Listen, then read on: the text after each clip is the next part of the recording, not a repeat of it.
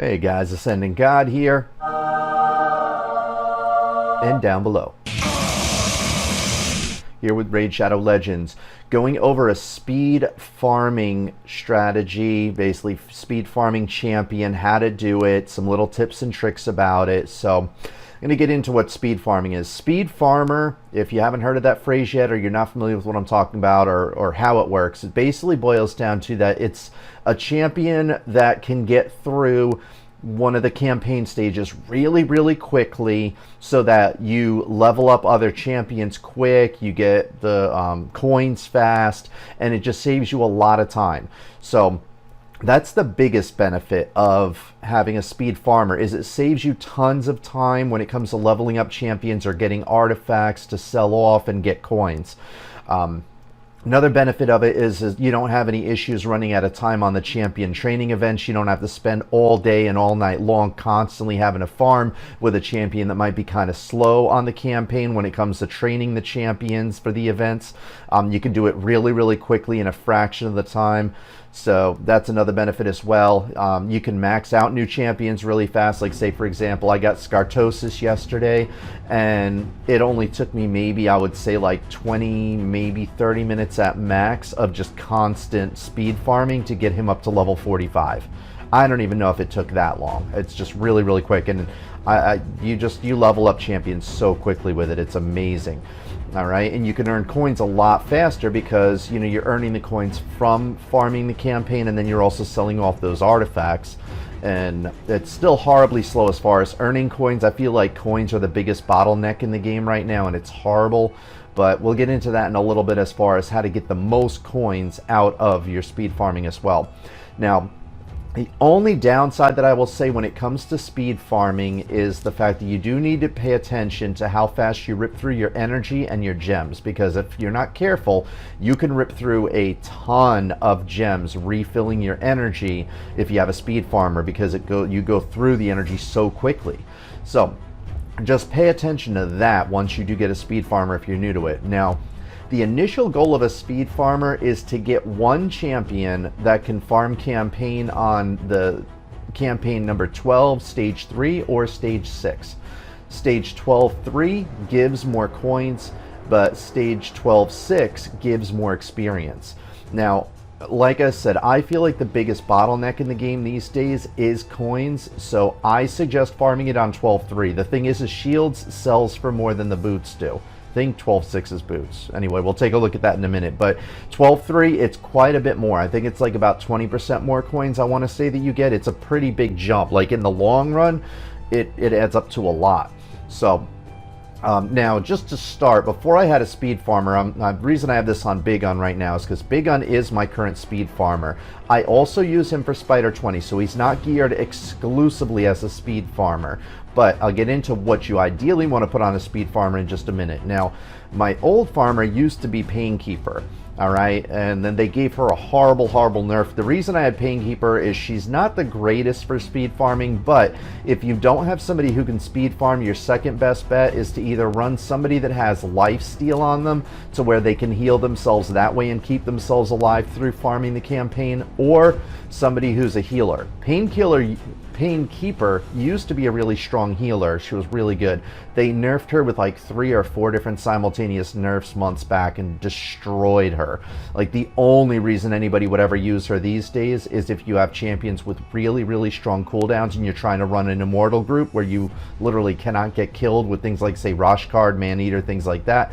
Then Painkeeper makes sense, but otherwise, Painkeeper's garbage nowadays. But anyway, I used to use her because she has her own heal, so she could keep herself alive, and her heal attacks all the enemies too, so it's an AoE attack. And that's one of the big things you want with your speed farmer is AoE attacks, as many of them as possible.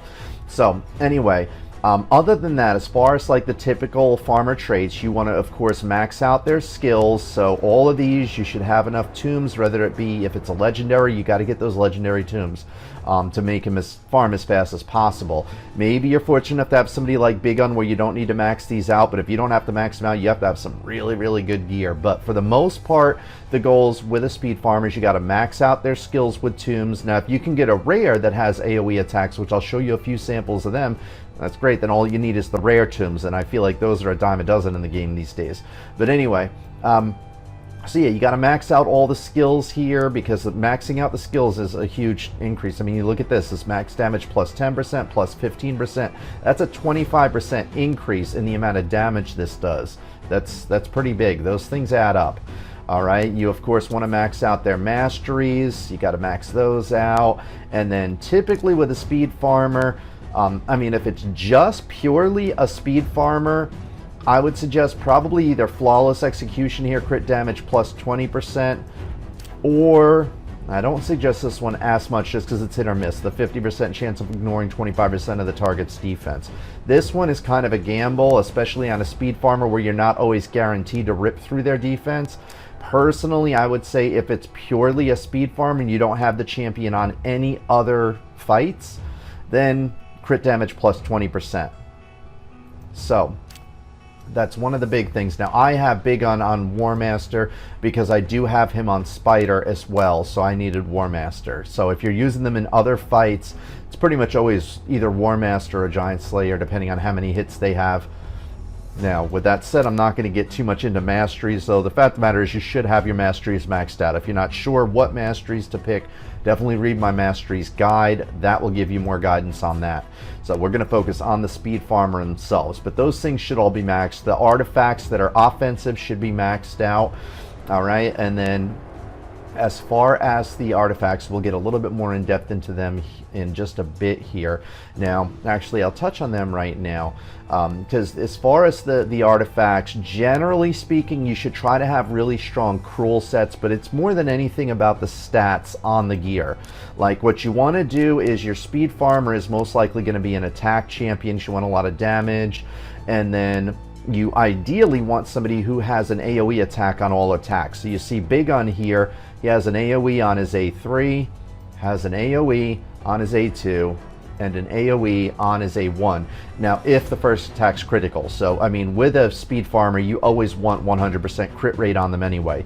Do not underestimate crit rate. That's what a big mistake a lot of new people to the game make, is they underestimate crit rate and they instead focus on attack.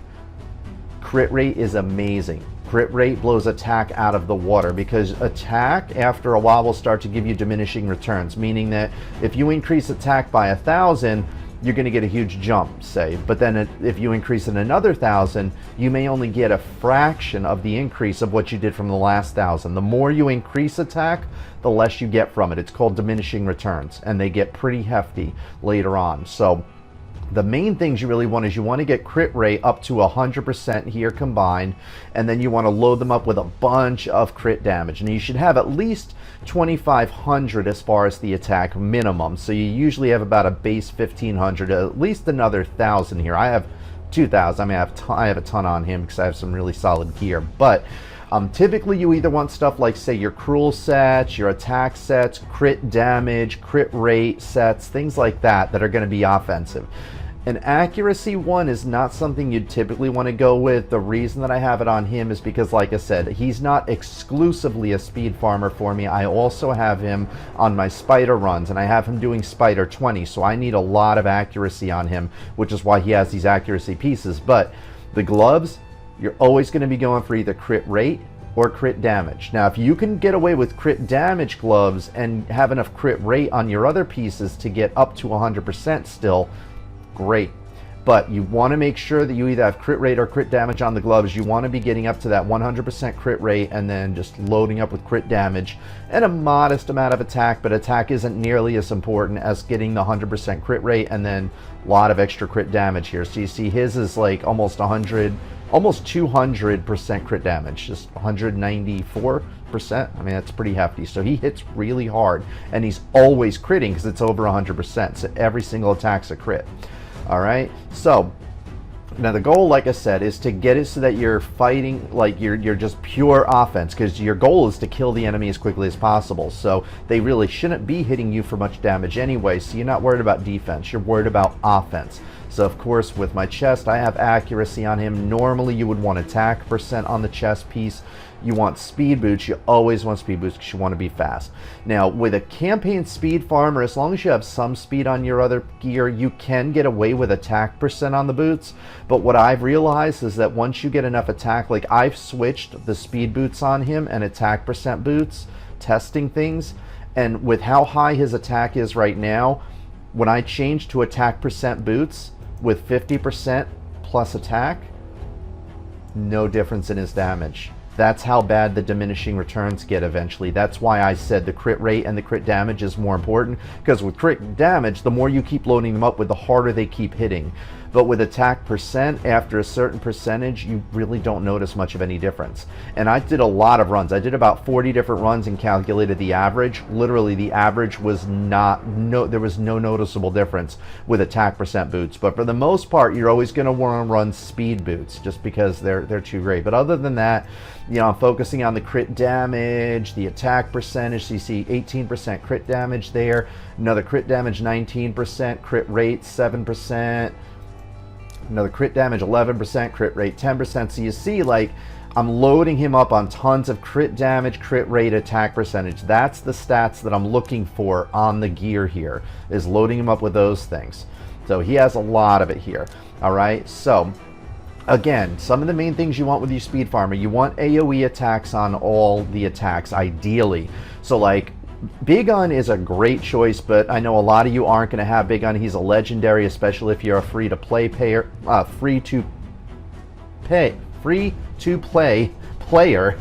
You're not going to most likely have somebody like Big Un, but there are some options that you might be able to get your hands on. One of them is Bellower. Bellower is kind of the poor man's Big Un, as a lot of us call him, but he will hit almost just as hard as Big Un. Like, I've put the same exact gear on Big Un and Bellower, and with Big Un and Bellower having the same exact gear on, Bellower hits almost just as hard. On his A2 and his A3, it hits as hard as Big Un's. The only difference with Big Un is Big Un's A1 hits a little bit harder than Bellower's A1, but only when you max out his skills. If you don't max out Big Un's skills, Bellower hits harder. So, but anyway, but again, if you're going to use Bellower, again, you got to max out these skills. You got to, you know, increase those damages, decrease the cooldowns, just in case he doesn't kill them the first round. You get these cooldowns faster, increasing the damage, things like that. Again, maxing out the masteries. There's one that I'm missing on him because this really didn't make a huge difference when it came to him. But anyway, I don't have him set up as a speed farmer right now, which is why he has lifesteal. You wouldn't typically want to have lifesteal on a speed farmer if they're going to be for speed. It's just not ideal. But anyway, but Bellower is a good choice because, again, all three of his attacks, AoE, attacks all enemies. AoE, attacks all enemies. His A1, attacks all enemies. Do you want to see that? Attacks all enemies. That's your sign. It's an AoE. It's going to hit all of them at the same time. There's some other options that are like a little bit better, like if you get Skull Crown. Skull Crown has AoEs on both of her attacks. She only has 2 that are active though. So it's just the A2 is an AoE, A1's an AoE. This champion, I only suggest as an absolute last resort. Banshee, she does have all AoE attacks, an AoE here, AoE on her main. I'm going to warn you right now, though, I don't know how bad her in-game ratings are. Yes, see, her in-game ratings are really bad. There's a reason for it. She hits horribly. I actually got one of these up to level 50, and I ended up using her as food. This was before Faction Wars happened. If I knew then what I know now, might have kept her, but even for Faction Wars, for Undead Hordes, she still wouldn't be good enough for me. Not these days. I got too many decent champions, but she does not scale well. Different champions scale differently. Now, like I said, Bellower can hit almost just as hard as Big Un.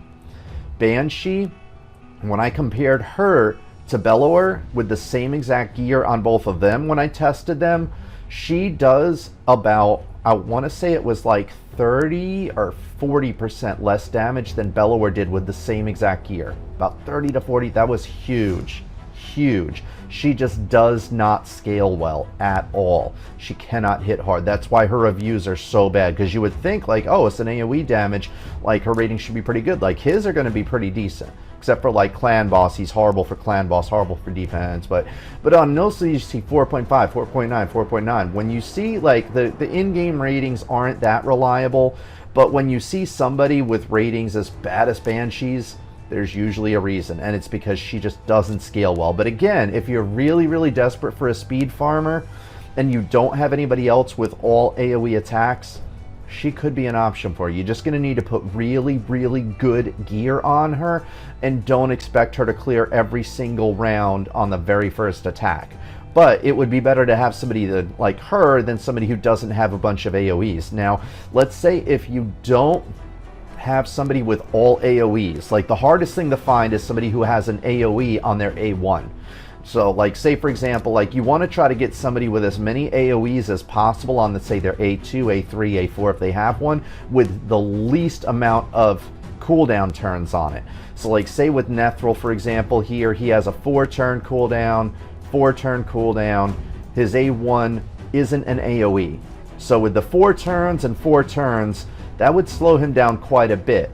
Okay, so if you could find somebody though where it's like you have 3-turn cooldowns on 2 AoE attacks, maybe that wouldn't be too bad. Nethril isn't the greatest as far as a speed farmer, but some people, if they don't have any of those other champions, I mean, other than the ones that I mentioned, there's only a small handful of other champions that have all AoE attacks on all of their attacks.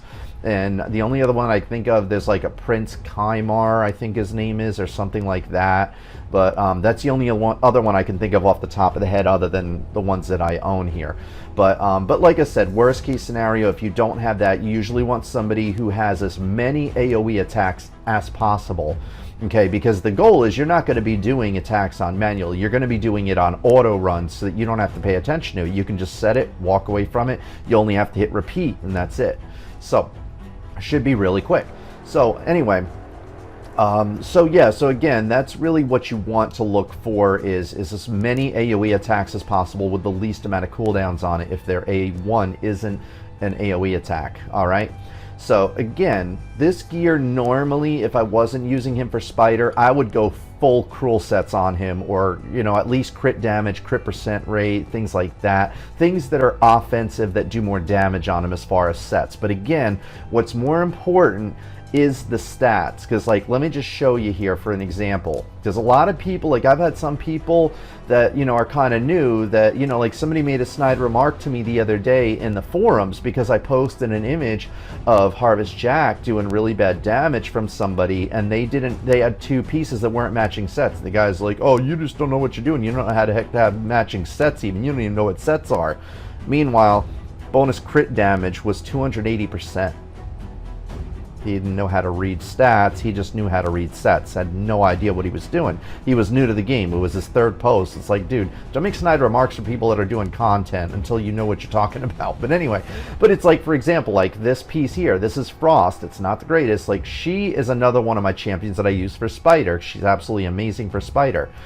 So I have a Frost piece on her because this is the only thing that I had that was a really good boot that had a lot of crit damage and attack. And I needed more crit damage on her, I needed some more attack, and so I wasn't going to go with speed boots that had no crit damage and no crit attack. This has speed that I needed, it had crit damage I needed, had attack that I needed. So going with sets aren't always the most advantageous. Sometimes it's better to forego sets and instead go for the stats that are on that particular gear. But ideally, if you have a lot of gear and you have your pick of gear, that's where you would want to focus on offensive sets that do a lot more damage. So I'm going to go ahead and jump into this. Now you see, just to give you an example of what kind of benefits speed farmers offer you, I haven't been playing the game much lately. I haven't had time to. I've been really busy with other stuff this week, and I work a full-time job. I'm not getting paid to make these videos. I just do it to help you guys out. But you can see, like, we still got 5 days, 6 hours left on this. I'll probably post this tomorrow, so it'll be 4 days by the time that I post this. But you can see I'm almost finished with this already, and I'm going to finish it well within. I'm probably going to have it finished by tomorrow because now it's the weekend, so I got time to like speed farm this And yeah, I'm going to have no problems finishing this, and I didn't have to put much time into it. So that's one of the benefits of a speed farm is when it comes to champion training events, you're like, sure, yeah, no problem. They're so easy. The only downside of it is ripping through gems. I mean, before like I started doing the champion training, I mean, I've bought other things and I've had other things going on, but I had 4,000 some odd gems. Like the champion trainings can be brutal on your energy, and then you have to figure out, well, even if you have a speed farmer, is it worth spending that much money on that much energy? Because this game gets really friggin' expensive. And like, so I'm not spending as much these days. That's why I don't put as much time into it. I don't feel it's worth it. Hundreds of dollars on an app, no. But anyway, so like I said, this is the Brimstone Path, the campaign number 12. So this is the one that you want to farm because this is where you get the most coins, most experience. Obviously, it's the highest campaign.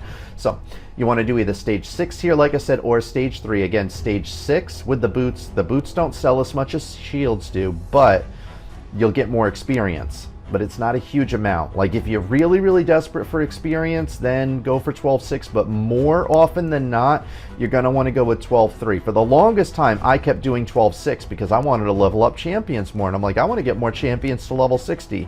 But then I realized that getting a champion from 50 to 60 is nowhere near as valuable as having enough coins to bring an artifact to level 16 and max it out.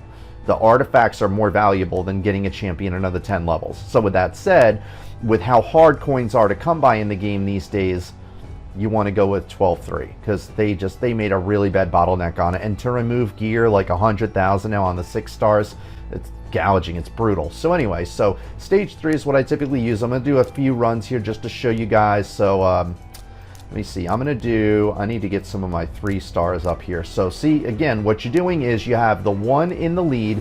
You always want your speed farmer in the lead here. Ideally, you want them to have some kind of boost. Like he just has ally accuracy in dungeons by 90, but so it doesn't do me any good here because this isn't a dungeon, but it doesn't really matter. Right now I don't need accuracy anyway. So you pick the champions that you want to run through this, or you do the multi-battle is awesome with it too, but I'm not doing my multi-battles yet. I'm doing that when I go to sleep. So anyway, so you pick your champions you want to go with, you pick your speed farmer, and then boom. And like I said, ideally when you have this set up the way that you should, for an ideal speed farmer, you have it on auto. Now see, he didn't kill that champion the first time around. Sometimes that happens. There he goes. So the fastest that I've ever, now see, that's what's supposed to happen, is every single time he's supposed to kill all of them like that. Most of the time he does, but every once in a while he doesn't. But you see, even though he had to hit that first champion a second time, my time was 11 seconds. So that's still pretty freaking fast. My best time ever has been 7 seconds. So, you know, compared to how long you take, how long do you take on campaigns right now without a speed farmer? Maybe a minute, 2 minutes? I mean, I remember times when I was using Painkeeper, it took me like upwards of like 2.5, 3 minutes sometimes. So this is huge, huge difference. And you champion training with this, look, I just took 3 champions up to level 7, 3 stars. So let's go again. But now again, you'll see too, though, I'm going to do a few of these consecutively because I do need to finish that champion training. So there we go. See, again, he should be killing all of them in one shot. It doesn't always happen, though. Because the thing is damage can vary quite a bit. Like, it can vary a lot. Like, watch my numbers on these and look at how much the numbers will vary. There's a huge, huge variance. Like, sometimes he'll crit as low as, like, 19,000, but then sometimes as high as, like, 40-something thousand. So, and then each one of these you want to sell off, jump right back into the next encounter here. So you see, again, like, I've already done 2 different battles while I'm explaining this to you, so it's going really, really fast. So it's like, say, if right now you have fights that take 1:30 seconds, well, these are taking less than, you know, best time, 7 seconds. That's it. So, you know, within, you know, say if it takes you 1.5 minutes, that's 90 seconds. Well, within 90 seconds, I can do 9 of these runs. It's only taking 10 seconds each, so it's 1/9 of the time. So that's why it's worth building a speed farmer like this. I'm fortunate enough that I can use Big Un as a speed farmer here, even though I don't have him geared as a speed farmer, because like I said, if I had him geared exclusively as a speed farmer, it'd be all offense. I wouldn't worry about the accuracy on him. I would just worry about pure damage. But regretfully, I do still need Big on 4 Spider as well. Because another reason I would like to make him pure offense is because if I didn't need him for the Spider runs, I could make him more offensive for the arena. And I love him in arena. I mean, what he does, him combined with Dracomorph in arena, it's brutal. Now, you see, most of the time, he's killing these champions the first time around. Every once in a rare while, he doesn't kill a champion here and there. And it happens every once in a while. It's most likely going to happen to you unless your gear is absolutely amazing. But regardless, you see still, like, what have I've been doing this, like, not even like a couple minutes, and I mean, look at how fast I'm getting through these. So this is why a speed farmer is so valuable. Like, a lot of people, especially like people that are new to the game, like, you'll be really upset and you'll be like, man, this champion training is ridiculous, it's unreasonable, I'm having to farm morning, noon, and night, and I'm still not going to finish it in time. And people get really upset and really angry, and you know, and they end up quitting over the game because they're like, this is ridiculous, like, these champion trainings are unrealistic, you expect us to play all morning, noon, and night and not even sleep. They don't necessarily expect you to do that. They expect you to get a speed farmer. Like, the finishing events, some of the events are designed for people who are either whales, like the buy shards and win events. They call them, what is it, the oh, I don't remember what they call the events these days, but the events where it's like, it's all about the champions, like getting new champions. I call them buy shards and win, because that's really what it is. They want you to buy shards to, you know, finish the events. Those are for what's called whales, which are the people who spend tons and tons of money on this game. Champion training isn't necessarily for people who spend tons of money, because you can buy energy in the game for a fairly reasonable price. Like, I mean, I shouldn't say reasonable. Relatively speaking, compared to how much you pay for shards, it's reasonably priced. But it's really for people who are vets, people who have been playing for a while, and they have good enough gear and good enough champions to where they can make a speed farmer like this that rips through the enemies and can farm really, really quickly. So that's what it's about. So now maybe you see, like, if you've been really upset and saying champion training can't be done, it's not possible, now you see it is possible. It's just you didn't know how powerful you can build a champion. When I first started playing this game, like, I thought once I finally got Painkeeper strong enough to where she could farm this herself without me needing to use 2 or 3 champions that had gear on them, I was like, man, I finally have it, so I can only have to have 1 champion that farms this, and then the other 3 I can make as food, which, you know, food is basically you're leveling these champions up to feed to other champions to max out other champions. So you don't want to put artifacts on them, you don't want to have to spend money doing that. That's the goal of this, is that I don't have to put any artifacts on anybody else, because Big Un is carrying them all through this. But now you see, look at how fast I'm ripping through energy here. I mean, I refilled my energy, which is, what was it, 45 gems I think it is? And 45 gems is not cheap either. So that's why I'm saying you have to be careful when you have a speed farmer, because you can rip through tons of energy here. Alright, but anyway, but you see how fast I'm ripping through it. Alright, and then look, they're already at level 27. Now the downside is, you look at my coins, I think my coins started at like 11 million something. They're probably not going to be a whole lot higher now at this point, but anyway. So you see how a speed farmer works though, and you look at how fast I'm ripping through these. And I have 3 3-star champions. They have no artifacts on them, because I don't want to waste money on it, like I said. That's the whole goal of having a speed farmer, is you just have champions that don't need any gear. You're just using them as food, just leveling them up as quickly as you possibly can to feed them off to somebody. So right now I'm trying to get my next champion up to level 60 for Faction Wars, so that's my goal here. Other than doing the champion training event, of course. I want that legendary tomb, because the legendary tombs are really hard to get in the game too. I'd say legendary tombs are one of the hardest things to come by, second only to sacred shards. Sacred shards are near impossible to get. But that's the way they have the game set up. They want to make hundreds of dollars off you buying shards. Well, like I said, I don't spend hundreds on this game. I don't. It's a game, guys. It's a game. When you guys out there spending thousands of dollars on this, like, guys, you have an addiction.